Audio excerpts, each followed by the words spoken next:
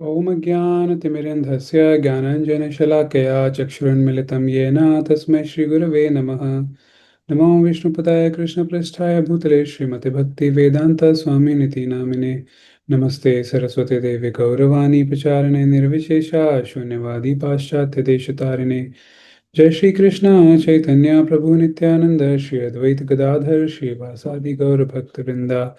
हरे कृष्णा कृष्णा कृष्णा हरे हरे, हरे राम राम राम हरे हरे। हरे कृष्णा सभी को।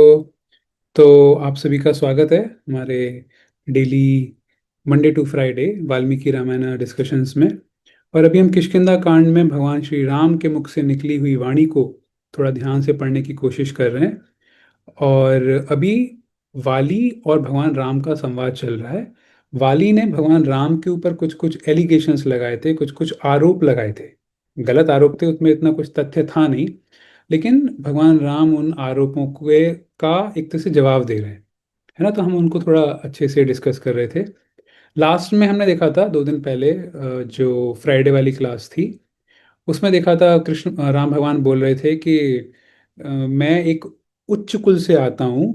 इसका मतलब ये हुआ कि मैं जिस कुल से आता हूँ वहाँ पे लीडर्स जो हैं वो पनिश, अगर सामने वाला गलती करता है तो लीडर्स पनिशमेंट देते हैं, है ना। उससे रिलेटेड कुछ कुछ चीज़ें आज भी थोड़ी सी डिटेल में बताएंगे कि अगर पनिशमेंट नहीं दिया गया तो क्या होता है ना। तो वो हम देखते हैं आगे। तो मैं अभी स्क्रीन को शेयर करता हूँ।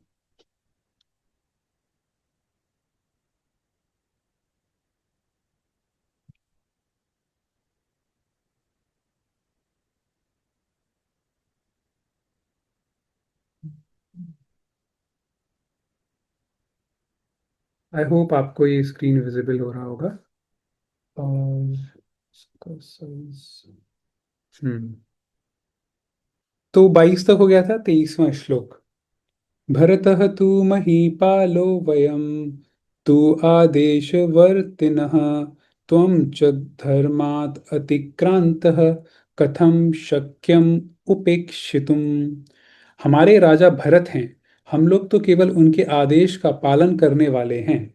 तुम धर्म से गिर गए हो, अतः तुम्हारी उपेक्षा कैसे की जा सकती है। तो यहाँ पे वो बोल रहे हैं भगवान राम कि तुम ना धर्म से, बेसिकली धर्म को फॉलो नहीं कर रहे। सेम चीज जो उन्होंने पहले से कहते हुए आ रहे हैं। और हम जो हैं भरत महाराज का पालन कर रहे हैं। भरत, पहले भी हमने श्लोक में देखा था, राम भगवान बार बार कह रहे हैं कि भरत महाराज वो राजा हैं, मैं एक तरह से उनका रिप्रेजेंटेटिव हूँ, उनको फॉलो कर रहा हूँ। उनके बिहाफ पे मैं यहाँ पे इस वाले एरिया को, इस एरिया में घूम रहा हूँ। तो अगर कोई गड़बड़ करेगा तो मैं उनको दंड दूंगा, लेकिन भरत महाराज के अंडर में रह के। जैसे कि प्राइम मिनिस्टर होता है देश का, एक तरह से राजा कह सकते हैं। और उसी तरीके से कई सारे मेंबर ऑफ पार्लियामेंट्स होते हैं, है ना। तो कैबिनेट मिनिस्ट्री जो होती है उसके अंडर में ये सब आते हैं। तो एक तरह से कह सकते हैं कि ऊपर एक एग्जीक्यूटिव बॉडी है, वो डिसाइड कर रही है और फिर नीचे वाले लोग उसको फॉलो कर रहे हैं। यहाँ पे हम जो लेसन ले सकते हैं वो ये है कि भगवान राम, वो भरत जो कि उनके छोटे भाई हैं, उनके अंडर में भी आराम से रहने के लिए तैयार हैं। आराम से कह रहे हैं कि मैं उनके अंडर में काम कर रहा हूँ। कई बार क्या है, हम लोगों को बड़ा ईगो इशू हो जाता है कि हमसे एज में कोई छोटा या हमसे एक्सपीरियंस में कोई छोटा, है ना, कोई वो व्यक्ति अगर हमारा बॉस बन जाए, हमसे ऊपर वाली पोजीशन पे आ जाए और हम उसके नीचे काम करें, तो हमारी ईगो इतना क्लैश करती है। ईगो इतना अंदर से जो अहंकार है ना वो इतना ज्यादा आता है कि हम उसके प्रति बड़ा ईर्ष्या करने लगते हैं, अपने मैनेजर के प्रति या अपने बॉस के प्रति। क्यों?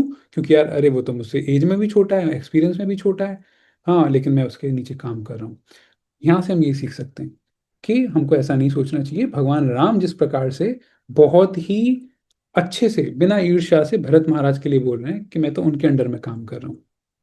और फिर यहाँ पे बोल रहे हैं कि भाई तुमने जैसे गड़बड़ काम किया ना, तुम्हारी उपेक्षा कैसे की जा सकती थी, कि भाई तुमको तो दंड देना ही था, इसलिए मैंने तुमको दंड दिया। गुरुधर्म व्यतिक्रांतं प्राज्ञो धर्मेण पालयन् भरतः कामयुक्तानां निग्रहे पर्यवस्थितः। विद्वान राजा भरत महान धर्म से भ्रष्ट हुए पुरुष को दंड देते और धर्मात्मा पुरुष का धर्म पूर्वक पालन करते हुए कामासक्त स्वेच्छाचारी पुरुषों के निग्रह में तत्पर रहते हैं। तो अब यहाँ पे बता रहे हैं कि ऐसा नहीं है कि भरत ऐसे ही है, बस मैं इमोशनली बात कर रहा हूँ कि हाँ भरत है, वो मेरा भाई है तो मैं उसको फॉलो कर रहा हूँ। नहीं, वो एक ऐसे राजा हैं जो कि स्वयं विद्वान भी हैं, एक इंटेलिजेंट लीडर हैं भरत महाराज। और फिर यहाँ पे क्या कह रहे हैं, धर्म से भ्रष्ट हुए पुरुष को दंड देते हैं।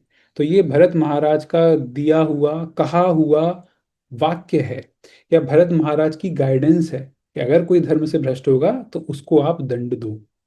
अब यहाँ पे एक चीज समझिए, मतलब राम भगवान कितने डाउन टू अर्थ बोलते हैं ना, कितने वो हैं। हमको पता है अयोध्या कांड में जो 100वां अध्याय है, कई बार हम लोगों ने इसको डिस्कस किया है, उसके लिए एक नाम भी है, कच्चिद सर्ग। उसमें भगवान राम गाइडेंस दे रहे हैं भरत महाराज को कि लीडर को क्या क्या करना चाहिए, किसको दंड देना है, किसको नहीं देना है। भगवान राम बता रहे हैं भरत जी को। और यहाँ पे भगवान राम वाली से क्या कह रहे हैं कि भरत ने हमको ऐसा बोला है, भरत ऐसा करते हैं इसलिए हम फॉलो कर रहे हैं। यानी इतनी सी भी कोई ईर्ष्या भाव कुछ नहीं है, अपने जो भी जिस समय लीडर है उसको फॉलो करने को तैयार है। तो और धर्मात्मा पुरुष का धर्म पूर्वक पालन करते हुए, हाँ, और फिर ये अगर हम वैदिक काल काल में देखें तो आप सारे ऐसे उनको देखेंगे, जो हमारे राजा थे, राज ऋषि जिनको बोलते हैं ना, वो जो धार्मिक लोग हैं उनको प्रोटेक्ट करते थे और अधार्मिक लोगों को दंड देते थे। तो वही सेम बात कर रहे हैं, धार्मिक लोगों को वो हेल्प करते हैं। कामासक्त स्वेच्छाचारी पुरुषों के निग्रह में तत्पर रहते हैं। निग्रह मतलब उस व्यक्ति को आगे न बढ़ने देना, उसको थोड़ा दबा के रखना। तो अगर कोई कामासक्त, कोई स्वेच्छाचारी टाइप का व्यक्ति है जो मनगढ़ंत काम करता है, अपनी मन मुताबिक कार्य करता है, तो ऐसे व्यक्तियों को क्या करते हैं, उनको दबा के रखते हैं, उसको मतलब उसको ऐसे आगे नहीं बढ़ने देते। क्योंकि अगर ऐसे व्यक्ति जो कि स्वेच्छाचारी हों, कामासक्त हों, अपनी इच्छा को पूर्ति करने के लिए कुछ भी, किसी का कुछ भी बुरा कर दें, ऐसे लोगों को कंट्रोल में रखना आवश्यक है, चाहे पनिशमेंट दे के या जो भी है। तो इसलिए वो ऐसे लोगों को कंट्रोल में रखते हैं, निग्रह निग्रह में रखते हैं। और इसमें वो क्या है, तत्पर, वो बढ़ चढ़ के कार्य करते हैं। तो ये एक समझने वाली बात है, अगर कोई गलती कर रहा है और सामने वाला व्यक्ति जो उस चीज का मतलब जिस जो एक तरह से रेस्पॉन्सिबल पर्सन है, तो उसका ये दायित्व है कि वो उसकी गलती को सही करवाने के लिए जो भी जरूरत पड़े वो करे। ये बहुत इंपॉर्टेंट है। अगर सपोज करिए कोई लीडर है, घर का लीडर है या किसी सोसाइटी का लीडर है, और उस व्यक्ति को पता है कि सामने वाला बंदा ने गड़बड़ कार्य कर रहा है, लेकिन वो उसको माफ करे जा रहा है, माफ करे जा रहा है, तो ये सही तरीका नहीं है। उस व्यक्ति को तत्पर रहना चाहिए, उसको हेल्प करने में, एक तरह से उसकी भी हेल्प होगी। अभी आगे वाले श्लोक में राम भगवान बताएंगे कि किस प्रकार से दंड देने से हेल्प मिलती है और दंड ना देने से फिर कितना नुकसान होता है। ठीक है, तो ये वाला श्लोक हमको आ गया समझ में। फिर नेक्स्ट, वयम तु भरत आदेशं विधिम कृत्वा हरीश्वर। हरीश्वर हमने एक बार देखा था पहले स्टार्टिंग में, हरि का मतलब क्या होता है, भगवान राम या भगवान कृष्ण भी होते हैं, और हरि का मतलब बंदर भी होता है। हरीश्वर, बंदरों के ईश्वर, यानी कि हे वाली। ये वाला वर्ड वाली को यूज रेफर करने के लिए यूज हुआ है। त्वत्विधान भिन्न मर्यादान निग्रहीतुम व्यवस्थिताः। हरीश्वर, हम लोग तो भरत की आज्ञा को ही प्रमाण मानकर धर्म मर्यादा का उल्लंघन करने वाले तुम्हारे जैसे लोगों को दंड देने के लिए सदा उद्यत रहते हैं। सेम बात कह रहे हैं कि भरत महाराज की आज्ञा के अनुसार हम उनकी आज्ञा का पालन करते हैं। तो ये वाला आज की जो क्लास है, इसका जो मेन थीम है ना, वो हमेशा वो यही है। देखो कई बार क्या होता है, हमारा भक्त सर्कल में भी ऐसा होता है कि हो सकता है कि हम जिस एरिया में हैं, जिस जगह पे हैं, वहाँ पे भक्तों का जो ग्रुप है, उस ग्रुप का जो लीडर है वो, या उस ग्रुप को जो गाइड कर रहा है, हो सकता है उसकी एज कम हो, है ना। तो हमको अंदर से ईगो नहीं लेके आना चाहिए। कई बार भक्तों में भी ये आ सकता है कि अरे यार, मुझसे तो कम एज में है। लेकिन ठीक है, कोई दिक्कत नहीं, हम कुछ तो सीख सकते हैं। तो ये एक मेन लेसन है आज की क्लास से, है ना। तो वो यही बोल रहे हैं कि तुम्हारे जैसे लोगों को दंड देने के लिए हम हमेशा तत्पर रहते हैं। सुग्रीवेण च मे सख्यम लक्ष्मणेन यथा तथा दार राज्य निमित्तम च निःश्रेयस्करः समे। सुग्रीव के साथ मेरी मित्रता हो चुकी है। उनके प्रति मेरा वही भाव है जो लक्ष्मण के प्रति है। वे अपनी स्त्री और राज्य की प्राप्ति के लिए मेरी भलाई करने के लिए भी कटिबद्ध हैं। अब राम भगवान और भी कुछ कुछ रीजन दे रहे हैं, लेकिन एक बात ध्यान रखिए, भगवान राम अभी दो चार और भी रीजन देंगे कि वो वाली को क्यों मारे और क्या मतलब मार के उन्होंने सही किया। इंपॉर्टेंट जो रीजन जो उन्होंने दिया था वो कुछ श्लोक पहले हो चुका है। वो रीजन था कि तुमने धर्म का पालन नहीं किया, तुमने अपने छोटे भाई की पत्नी को इस तरह से परेशान किया, धर्म वहां पे तुमने उसको क्रॉस किया, धर्म की लाइन को अधर्म पालन किया, इसलिए मैंने तुम्हें मारा है। वो सबसे बड़ा प्रोमिनेंट रीजन था, हमारे आचार्यगण बताते हैं। बाकी ये सारे रीजन है, ये एक तरह से सेकेंडरी टर्शरी इस तरह से कह सकते हैं इनको। तो अब ये यहाँ पे क्या बता रहे हैं कि वे अपनी राज्य की प्राप्ति के लिए मेरी भलाई करने के लिए भी कटिबद्ध हैं। तो एक तरह से बता रहे हैं कि देखो, सुग्रीव मेरी हेल्प करने को राजी हो गया है, तो इसलिए मैं भी सुग्रीव की हेल्प कर रहा हूँ। एक रीजन ये भी दे रहे हैं वो। अब यहाँ एक चीज हम इस वाली लाइन से समझ सकते हैं। और देखो, अभी आई थिंक आज या कल एक सवाल आया था क्विज में, तो किसी किसी भक्तों का वो सवाल गलत हो गया था, तो उसका आंसर यहाँ मिल जाएगा। सवाल ये था कि सुग्रीव को भगवान राम ने क्या माना, किस तरह से स्वीकार किया। तो उसका एक आंसर था, कईयों ने एक आंसर था क्या सेवक के रूप में माना, क्या पुत्र के रूप में माना, इस तरह से था। तो उसका सही आंसर पुत्र वाला था। तो अब आप यहाँ देखिए, यहाँ पे क्या बोल रहे हैं भगवान राम कि सुग्रीव तो मेरा फ्रेंड है, उनके प्रति मेरा वही भाव है जो लक्ष्मण के प्रति है। ठीक है। अब लक्ष्मण कौन है भगवान राम के? छोटे भाई। और कुछ समय पहले भगवान राम ने क्या बताया था? छोटा भाई किसके समान होता है? पुत्र के समान, है ना। तो यानी लक्ष्मण एक तरह से किसके समान है? पुत्र के समान। और लक्ष्मण की तरह कौन है? सुग्रीव। यहाँ पे बोल रहे हैं सुग्रीव लक्ष्मण की तरह। तो इसका मतलब क्योंकि लक्ष्मण भी पुत्र के समान है भगवान राम के लिए, उसी लॉजिक से, उसी रीजन से सुग्रीव भी एक प्रकार से पुत्र के समान है भगवान राम के लिए। ठीक है। तो ये ये थोड़ा इंपॉर्टेंट पॉइंट था समझने के लिए। प्रतिज्ञा च मया दत्ता तदा वानर सन्निधौ प्रतिज्ञा च कथम शक्या मत विधेन अनवेक्षितुम। मैंने वानरों के समीप इन्हें स्त्री और राज दिलाने के लिए प्रतिज्ञा भी कर ली है। ऐसी दशा में मेरे जैसा मनुष्य अपनी प्रतिज्ञा की ओर से कैसे दृष्टि हटा सकता है? अब देखो, ये एक और रीजन दे रहे हैं, लेकिन हमको पता है प्राइमरी रीजन क्या था, मेन रीजन तो वो था। अब ये बोल रहे हैं कि देखो, मैंने जो है ना इनको इनकी स्त्री दिलाने के लिए मैंने प्रतिज्ञा भी ली है ना। तो फिर प्रतिज्ञा टूट जाती ना।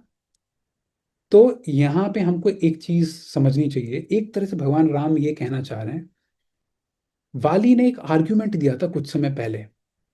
वाली ने कहा था कि अगर आप डायरेक्ट मेरे पास आते तो मैं ही सीता जी को रावण के पास से ले आता एक ही दिन में, है ना। आपको मुझे मारने की जरूरत ही नहीं पड़ती। अभी आप सुग्रीव के साथ लगे हो, है ना, और फिर उसके बाद फिर मुझे मारा, फिर सुग्रीव से हेल्प ले रहे हो, मेरे पास डायरेक्ट ही आ जाते आप।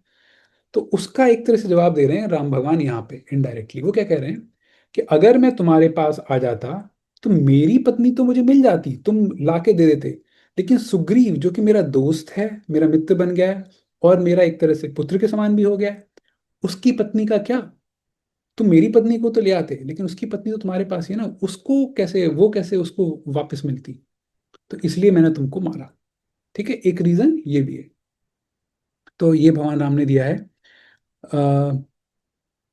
फिर उसके बाद, और फिर यहाँ पे एक रीजन ये भी दिया है कि मैंने उनको राज दिलाने के लिए प्रतिज्ञा भी की है, इसलिए। तत एभिः कारणैः सर्वैर् महद्भिः धर्म संहितैः शासनं तव यत युक्तम तत भवान अनुमन्यताम। ये सभी धर्मानुकूल महान कारण एक साथ उपस्थित हो गए, जिनसे विवश होकर तुम्हें उचित दंड देना पड़ा है। तुम भी इसका अनुमोदन करो। भगवान राम कह रहे हैं कि ये सारे के सारे कारण ना एक साथ उपस्थित हो गए। तो ये सारे एक साथ, मतलब सारे के सारे रीजंस हैं जिनकी वजह से मैंने तुमको ये उचित दंड दिया है। और फिर क्या बोलना है? तुम भी इसका अनुमोदन करो, तुम भी इस बात को एक्सेप्ट करो, तुम भी इस बात को समझो कि इतने सारे कारण थे जिनकी वजह से मैंने तुमको मारा है। सर्वथा धर्म इति एव द्रष्टव्यः तव निग्रह वयस्यस्य उपकर्तव्यम धर्मम एव अनुपश्यता।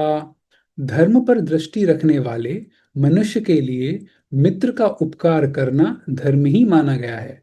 अतः तुम्हें जो यह दंड दिया गया है वह धर्म के अनुकूल है। धर्म पर दृष्टि रखने वाले मनुष्य के लिए मित्र का उपकार करना। तो यहाँ पे बोल रहे हैं कि जो व्यक्ति धर्म का फॉलो करता है, धर्म का पालन करता है, शास्त्रों के अनुसार चलता है, तो उसके लिए ऐसे ऐसे व्यक्तियों के लिए अगर वो मित्र के लिए कार्य करता है ना, तो वो भी धर्म का ही माना गया है। मतलब अपने मित्र की अगर हेल्प करता है तो वो भी एक तरह से धर्म का पालन कर रहा है। तो एक ये वाला भी रीजन दे रहे हैं, तो इसलिए तुम्हें जो ये दंड दिया गया है वह धर्म के अनुकूल है। भगवान राम ये बोल रहे हैं, ऐसा ही तुम्हें समझना चाहिए। तो अभी बोल रहे हैं कि क्योंकि मैं धर्म का पालन करता हूँ, ठीक है, सुग्रीव मेरा मित्र है, धर्म के हिसाब से अपने मित्र का हेल्प करनी चाहिए। तो मैंने अपने मित्र की हेल्प करी जो कि सुग्रीव है, उसकी हेल्प करने के लिए मैंने तुमको मारा। तो इसका मतलब ये भी धर्म के अनुकूल है। तो आप नोटिस कर रहे हैं कितने सारे अलग अलग रीजन दे रहे हैं भगवान राम, लेकिन स्टार्टिंग में मेन रीजन वो दे चुके हैं, इंपॉर्टेंट वाला। शक्यं त्वया अपि तत्कार्यं धर्मम् एव अनुवर्तता। श्रूयते मनुना गीतौ श्लोकौ चारित्रवत्सलौ। गृहीतौ धर्मकुशलैः तथा तच्चरितं मया। यदि राजा होकर तुम धर्म का अनुसरण करते तो तुम्हें भी वही काम करना पड़ता जो मैंने किया है। तो ये बोल रहे हैं कि आगे भी देखते हैं ये वाला पॉइंट। मनु ने राजोचित सदाचार का प्रतिपादन करने वाले दो श्लोक कहे हैं जो स्मृतियों में सुने जाते हैं और जिन्हें धर्म पालन में कुशल पुरुषों ने सादर स्वीकार किया है। तो ये बोल रहे हैं भगवान राम वाली को कि देखो वाली, अगर तुम भी अच्छे से धर्म का पालन करते ना तो तुम भी ना इस तरह का कुछ गड़बड़ कार्य नहीं करते। जैसे मैंने सुग्रीव की पत्नी को वापस लाने के लिए मैंने जो स्टेप लिया है ना, आप भी कुछ तो ऐसा स्टेप लेते। आप ऐसा हो सकता है आप उसकी स्त्री को किडनैप ही नहीं करते। और फिर यहाँ पे बड़ी इंपॉर्टेंट बात बता रहे हैं, ये बता रहे हैं मनुस्मृति की, कि मनुस्मृति की हम जो बात करते हैं ना, जो हमारा ग्रंथ है, तो उन्होंने दो श्लोक बोले हैं जो बड़े इंपॉर्टेंट हैं। अब राम भगवान उन श्लोकों को कोट करने वाले हैं अभी आगे के श्लोकों में, ठीक है।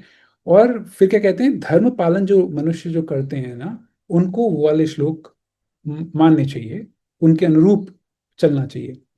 उन्हीं के अनुसार इस समय यह मेरा बर्ताव हुआ है। वे श्लोक इस प्रकार हैं। और फिर भगवान राम कह रहे हैं कि मनु ने जैसा कहा है, मनुस्मृति के हिसाब से, तो मेरा भी जो मैंने ये कार्य किया है, जो आपको मारा है, वो उसके अनुसार ही है। मैंने उसको, ऐसा नहीं है कि उसका उल्लंघन किया है मनुस्मृति का, ठीक है। तो यहाँ से एक तरह से ये भी समझ में आती है, भगवान राम भी ये नहीं कह रहे कि मैं भाई अपने मनगढ़ंत काम कर रहा हूँ। वो भी देखो, भगवान राम शास्त्रों से श्लोक कोट करके अपने आप को जस्टिफाई कर रहे हैं कि भैया मैंने ना जो कार्य किया है ना इसलिए किया है क्योंकि शास्त्रों में लिखा हुआ है। अब आप सोचिए, कई बार हम कुछ भी मनगढ़ंत काम करते हैं बिना किसी शास्त्रों के गाइडेंस के, है ना। हमने देखा ना, गुरु साधु शास्त्र, इनके अनुसार हमको चलना चाहिए। तो भगवान राम जब शास्त्रों को फॉलो करते हैं, शास्त्रों को कोट करके शास्त्रों के हिसाब से कार्य करने के लिए तैयार हैं, तो हमको भी वैसा ही कार्य करना चाहिए, ठीक है। ये एक इंपॉर्टेंट लेसन है हमारे लिए। अब वो श्लोक क्या है मनु वाले। राजभिः धृत दंडाः च कृत्वा पापानि मानवाः निर्मलाः स्वर्गम आयान्ति संतः सुकृतिनो यथा। मनुष्य पाप करके यदि राजा के दिए हुए दंड को भोग लेता है तो वे शुद्ध होकर पुण्यात्मा साधु पुरुषों की भांति स्वर्गलोक में जाते हैं। देखो यहाँ पे ये है कि अगर किसी ने गलती करी और गलती करने के बाद उसका जो लीडर है, जो राजा है, बेसिकली जो राज्य कर रहा है उस राज्य पे, जो वो राजा ने अगर कुछ पनिशमेंट दिया तो उस पनिशमेंट से क्या है कि आपका पाप एक तरह से कट गया। अब क्या है, अपना आगे जो जो अच्छे कार्य किए ना, आपने अच्छे कर्म किए, उनको फिर भोगने के लिए आप स्वर्गलोक में जाओगे। लेकिन अगर हमने गड़बड़ कार्य किया है और पनिशमेंट हमको मिला नहीं, या तो राजा ने नहीं दिया या जो भी कारण, या फिर हम छिपते छिपते हमने पनिशमेंट से बचा लिया अपने आप को, तो क्या अभी अपना जो कर्म जो था ना, जो गलत वाला जो था, वो अभी भी जो पाप भोगना था हमको, वो अभी भी बचा हुआ है। तो उसकी वजह से फिर हम हमको हो सकता है बाद में झेलना पड़े। तो पॉइंट यहाँ पे ये बता रहे हैं कि अगर कभी राजा दंड देता है तो भाई हमारे काम की चीज ही है कि वो दंड यहीं पे, हमारा पाप वहीं पे कट गया, है ना, अब आगे हमको अच्छा ही भोगने को मिलेगा। ये यहाँ पे पॉइंट बता रहे हैं। अब नेक्स्ट इस वाले श्लोक को ध्यान से पढ़िए। शसनात् वा अपि मोक्षात् वा स्तेन पापात् प्रमुच्यते राजा तु अशासन पापस्य तद आपनोति किल्बिषम। राजा दंड दे अथवा दया करके छोड़ दे, चोर आदि पापी पुरुष अपने पाप से मुक्त हो जाता है। इस वाली पॉइंट को समझो। राजा ने अगर दंड दिया तो भी उसके पाप कट गए। राजा मतलब जो बंदा उस व्यक्ति के लिए रिस्पॉन्सिबल है, वो। राजा ने दंड दिया तो इसके पाप कट गए। सपोज करो राजा ने बंदे को माफ कर दिया। अगर माफ कर दिया राजा ने तो भी इस बंदे के पाप कट गए, तो भी इस बंदे का एक तरह से आगे का पाप वाला खत्म हो गया, क्योंकि राजा की जिम्मेदारी थी लेकिन राजा ने उसको माफ कर दिया। लेकिन हुआ क्या उल्टा, ये पढ़ो आगे की लाइन जो कि बहुत इंपॉर्टेंट है।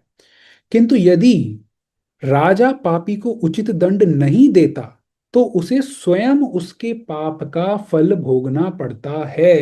ये इंपॉर्टेंट है।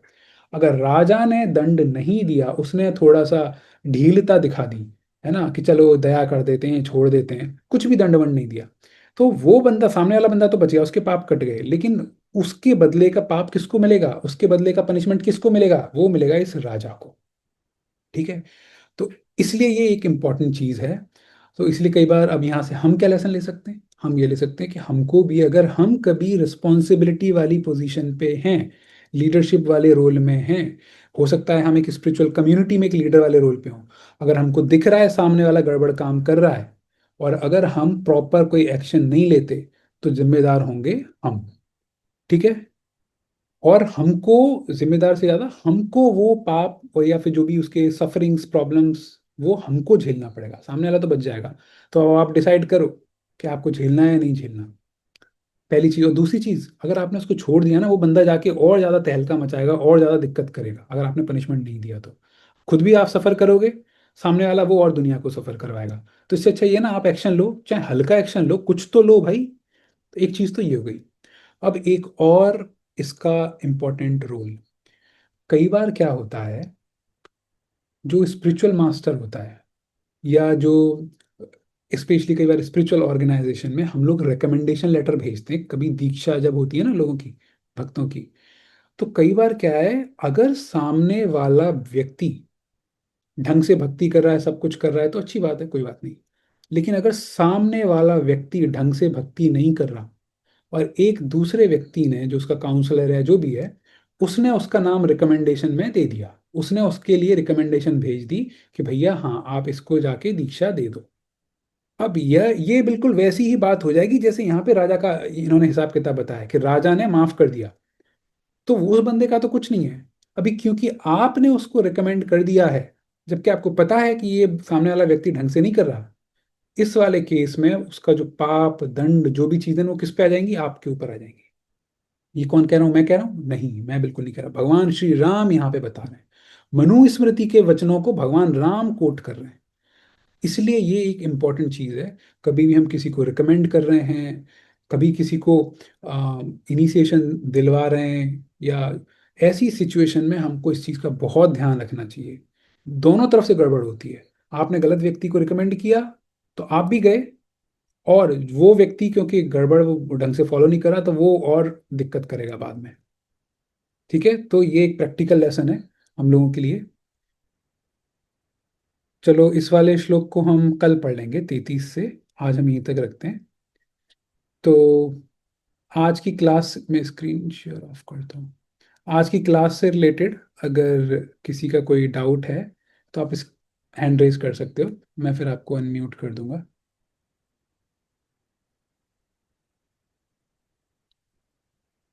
किसी का कोई प्रश्न है?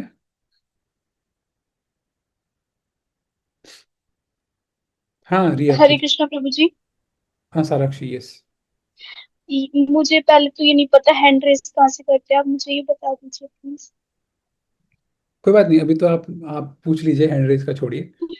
हम्म। अच्छा, मेरे को ये पूछना था, जैसे कि अम, हम यहाँ पर ये सुन रहे हैं कि लॉ एंड ऑर्डर को फॉलो, अगर लॉ एंड ऑर्डर के अकॉर्डिंग अगर प्रॉपर पनिशमेंट डिलीवर हो जाता है, जो भी कन्विक्ट है उसको, तो उसको पाप नहीं लगता, मतलब उसका पाप धुल जाता है, कट ऐसा हम जाता है। समझ रहे हैं। हम्म। तो is that practically possible in this world as well? मतलब आज के टाइम पे, अब इफ वी से कि जो लॉ एंड ऑर्डर है उसके अकॉर्डिंग अगर प्रॉपरली पनिशमेंट डिलीवर होता है, तो is this thing true in today's sense as well? हाँ, अच्छा सवाल है आपका। हाँ, तो देखो, अगर किसी ने कोई गड़बड़ किया है, सपोज करो किसी ने चोरी डकैती कुछ ऐसा किया है, तो उसको यहाँ का जो भी लीडर है, वो लीडर, वो क्या है, वो लॉज बनाते हैं, उसके बाद वो पनिशमेंट देते हैं, पुलिस इन्वेस्टिगेशन करती है, फिर उसके बाद पनिशमेंट देते हैं। Someone is sharing the screen.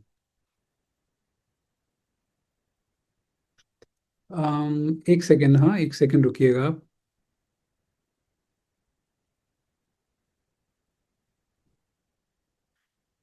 तो अगर इस तरह से कोई करता है, आज के टाइम पे भी ये रेलेवेंट है। आप ये सोचिए कि प्रकृति का जो लॉ ऑफ नेचर है वो इस तरह का बना हुआ है, वो इस तरह का है कि अगर कोई बंदा गड़बड़ कर रहा है तो उसको पनिशमेंट मिलेगा, और कोई सही कर रहा है तो उसको कुछ थोड़ा सा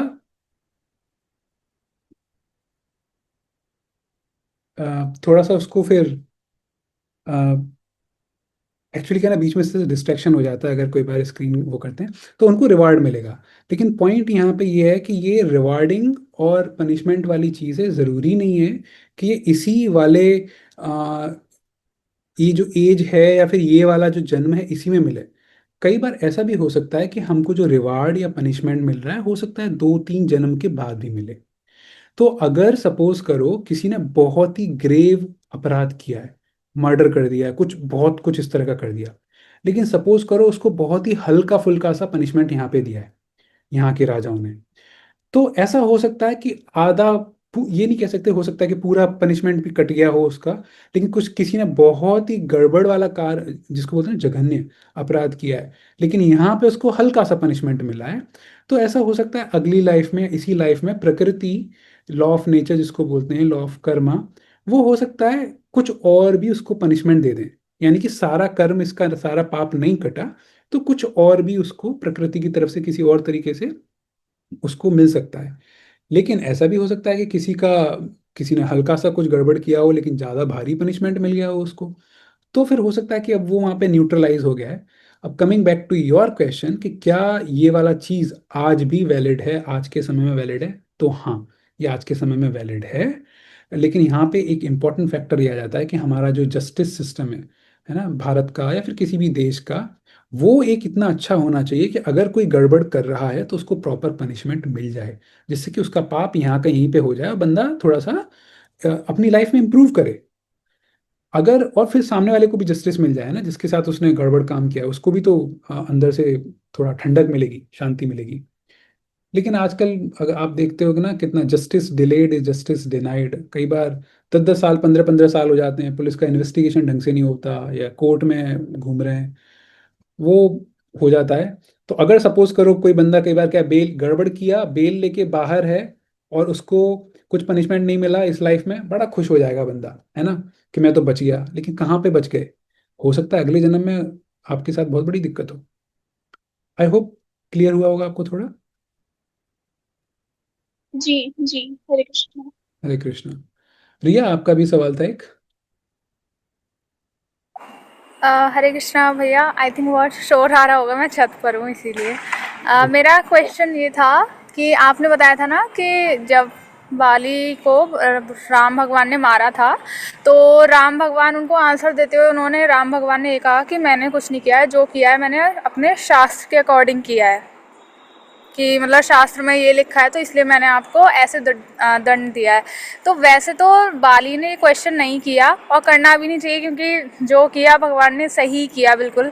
बट ना, बाय द वे, मतलब कोई 1% के लिए क्वेश्चन कर देता वाली कि राम जी ये तो आपने ही, आपके ही शास्त्र हैं, बनाए भी आपने ही हैं, इसलिए आप अपने शास्त्र के अकॉर्डिंग ही चल रहे हो। अगर ये शास्त्र हमने बनाए होते हम तो उसमें कुछ और लिख देते।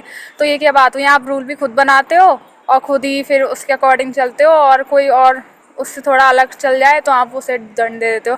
किया तो सही राम भगवान ने, बट ऐसा क्वेश्चन हो जाता तो उस टाइम पर क्या करें, ये वेरी मेरा गुड, डाउट है। वेरी गुड, बहुत अच्छा सवाल इन्होंने पूछा है रिया ने। क्योंकि एक जगह शास्त्रों में आता है धर्मम तु साक्षात भगवत प्रणीतम, कि धर्म क्या है, जो भगवान के मुख से निकले वही धर्म है। तो इनका सवाल ये है कि वाली यही तो बोल सकते हैं कि अभी आप मनुस्मृति को कोट कर रहे हो, है ना, शास्त्र को कोट कर रहे हो, और ये शास्त्र धर्मम तो साक्षात भगवत प्रणीतम आप ही ने लिखे, आप ही ने बोले हैं, है ना, उन्हीं को कोट करके जस्टिफाई कर रहे हो मुझे मारना, भगवान बोल सकते हैं। लेकिन एक फंडामेंटल चीज यहाँ पे ये है कि ये वाले रूप में जो भगवान आए हैं ना, भगवान राम, वो भगवान राम बिल्कुल मनुष्य की तरह हैं, मर्यादा पुरुषोत्तम, पुरुषों में उत्तम, है ना। तो ये यहाँ पे भगवान का रोल प्ले ही नहीं कर रहे। तो वाली को भी नहीं पता कि ये भगवान राम है, और राम एक तरह से वो भी राम भगवान की तरह अपने आप को डील ही नहीं कर रहे। एक नॉर्मल इंसान की तरह भगवान राम डील कर रहे हैं, रह रहे हैं, अपनी लाइफ निभा मतलब लाइफ निकाल रहे हैं, अपनी लाइफ को जी रहे हैं। और एक नॉर्मल इंसान किस प्रकार से शास्त्रों के अनुरूप कार्य करेगा, वो भगवान राम यहाँ पे दिखा रहे हैं कि शास्त्रों में लिखा हुआ है कि राजा को पनिशमेंट देना चाहिए, है ना, तो इसलिए मैं यहाँ पे पनिशमेंट दे रहा हूँ। तो एक ये चीज है कि भगवान, जो आपका क्वेश्चन है उस क्वेश्चन का आंसर है ये, कि भगवान राम यहाँ पे मनुष्य के तरह के तरीके से यहाँ पे रह रहे हैं। अब इसमें थोड़ा सा एक दूसरे एंगल से ये भी देख सकते हैं कि भगवान ने ये रूल्स जो बनाए, ये शास्त्र जो हमको दिए, वो किस लिए दिए। वो शास्त्र इसलिए दिए उन्होंने कि जिससे कि एक जो सोसाइटी है, जो लोग हैं, वो ढंग से कार्य कर सकें, ढंग से उनकी फंक्शनिंग हो सके। लेकिन अगर कोई उन रूल्स को बिगाड़ के, उन रूल्स को तोड़ के, बाकी के और जो लोग हैं उन लोगों की भक्ति में या उन लोगों की एक आध्यात्मिक प्रोग्रेस में कुछ अगर हर्डल बन रहा है, रुकावट डाल रहा है, तो भगवान फिर कुछ ना कुछ स्टेप्स लेते हैं। लेकिन भगवान वो शास्त्रों को कोट मतलब आप ये सोचो, भगवान को जरूरत नहीं है कोट करने की, लेकिन फिर भी वो कोट कर रहे हैं शास्त्र को। तो ये एक तरह से उनका ना डाउन टू अर्थ हम्बल उनका वो दिखा रहा है कि भैया ये जो रूल्स हैं जो मैंने बनाए हैं, जिससे आप लोगों के भले के लिए, अपने लिए नहीं बनाए, पूरी सोसाइटी अच्छी चल सके इसलिए रूल्स बनाए, और इन रूल्स को मैं खुद भी फॉलो कर रहा हूँ, जबकि मैं इन रूल्स से परे हूँ। 9वें अध्याय में भगवत गीता में कृष्ण भगवान बताते हैं। ठीक है, आई होप थोड़ा सा कुछ क्लैरिटी मिली होगी आपको, बट अच्छा सवाल था आपका। आई हाँ, मतलब आंसर तो मिल गया आपका, और बहुत अच्छे से मेरे को समझ में भी आ गया। एक पॉइंट में मैं अगर बताऊं तो आप मेरे को बताना कि मैंने सही कवर किया है कि नहीं। मतलब आपका मीन यही था कि लाइक भगवान ने ही रूल बनाए, तो भगवान ना बाली को ये समझाना चाह रहे थे कि देखो मैंने अगर रूल बनाए भी है ना, तो उन्हें फॉलो मैं भी कर रहा हूँ। ऐसी बात नहीं है कि मैं आप ही लोगों से बोल रहा हूँ फॉलो करने के लिए, उनको साथ साथ मैं भी फॉलो कर रहा हूँ। और मुझे पता है कि आप लोग सभी मेरे बच्चे, मतलब ऐसा कुछ नहीं बोला, लेकिन मीनिंग कुछ कुछ यही था कि मुझे पता है आप लोग सब मेरे बच्चे, और अपने बच्चों को मारना कितनी तकलीफ देता है, बट फिर भी मैं अपने रूल्स के अकॉर्डिंग चल रहा हूँ।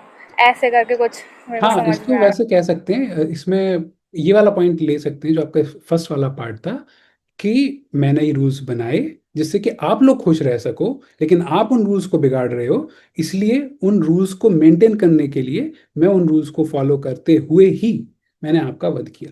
तो इस तरह से कह सकते हैं। Good point. ठीक है। हरे कृष्ण। प्रभु, एक एक क्वेश्चन है मेरा। ये जो कॉन्वर्जेशन हो रहा है, इसमें सुग्रीव का क्या पार्ट है? क्या बाली ने सुग्रीव से कुछ कहा? अब अ, आने वाला है। अच्छा। हाँ ओके, मेरे को लगा मतलब कि इनकी कॉन्वर्जेशन बीच में चल रही है और Sugriva is the main reason ना, जो हाँ भी है। तो वाली का क्रोध उनकी और भी तो होगा ना कुछ। हाँ, लेकिन अभी आप नोटिस करोगे, क्रोध होना चाहिए, है ना, लेकिन अभी उसका हाँ। राम भगवान की बातें सुनने के बाद ना वाली का हृदय पिघलने वाला है अभी। फिर आप अच्छा देखिएगा वाली क्या बोलने वाला है, और जैसे ही वाली का भी इधर हृदय पिघलेगा, इधर और भी कई सारे लोगों का हृदय पिघलने वाला है, तो अभी बड़ा इमोशनल सीन आने वाला है। अच्छा अच्छा, ठीक है। मैं सोच रही थी कि अभी तक वो आया नहीं, कि सुग्रीव का कोई भी मेंशन नहीं हुआ है। हाँ, अभी वो कि चुपचाप से खड़े होकर सुन रहे हैं इन दोनों में क्या वार्तालाप चल रही है, वाली और राम में। मतलब कि इनका मेन कैरेक्टर ना, सुग्रीव जी मेन कैरेक्टर हैं, और उनके भाई को लगी है उनके कारण, तो वो सोच रही थी मैं। ठीक है हाँ, प्रभु, thank you, I will wait for it. Hare Krishna. Hare ठीक है, कृष्ण। आप सभी से रिक्वेस्ट है कि हम लोगों ने कई सारी क्विज वहाँ पे डाल रखी हैं, तो आप अपने क्विज को अटेम्प्ट कर सकते हो। और अभी फिर दोबारा से हमने ना क्विज का वो कर दिया है कि जैसे ही आप क्विज सबमिट करोगे, तुरंत वहाँ पे व्यू स्कोर आएगा, आप अपना वहीं के वहीं अपना आंसर देख सकते हो कि कौन सा सही था क्वेश्चन, कौन सा गलत था। कुछ दिनों के लिए ये ऑन किया है हमने, कुछ दिनों के बाद फिर इसको हटा देंगे। ठीक है। ओके, आज का क्लास यहीं तक रखते हैं। ग्रंथराज श्रीमद् भागवतम की जय, वाल्मीकि रामायण की जय।